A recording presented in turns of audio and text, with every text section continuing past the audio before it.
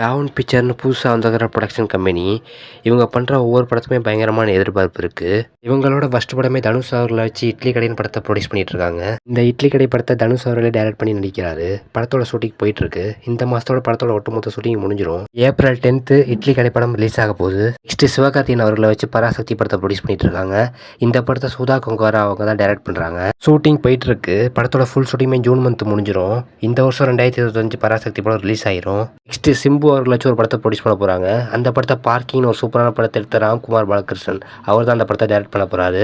இந்த படத்தோட shooting next month start ஆக போகுது. இந்த படமும் 2025 ரிலீஸ் ஆயிரும். இந்த டான் பிக்சர் ப்ரொடியூஸ் பண்ற 3 படத்துக்குமே பயங்கரமான எதிர்பார்ப்பு இருக்கு. இப்போ அதை தொடர்ந்து டான் பிக்சர் 4வது படத்தை ப்ரொடியூஸ் பண்ண போறாங்க. டான் பிக்சர் ப்ரொடியூஸ் பண்ண போற 4வது படத்தோட அனௌன்ஸ்மெண்ட் ஒரு டைட்டில் அனௌன்ஸ்மெண்ட் வீடியோவா இன்னைக்கு ஈவினிங் 5:30க்கு வரப்போகுது. யார் ஹீரோவா பண்ண போறா, யார் டைரக்ட் பண்ண போறான்னு தெரியல. மேபி பிரதீப் ரங்கநாதன் இல்லைன்னா அதர்வா ஹீரோவா பண்ண வாய்ப்பு இருக்கு. யார் ஹீரோவா நடிக்க போறா, யார் டைரக்ட் பண்ண போறான்னு இன்னைக்கு ஈவினிங் 5:30க்கு தெரிஞ்சிடும். வெயிட் பண்ணி பார்க்கலாம்.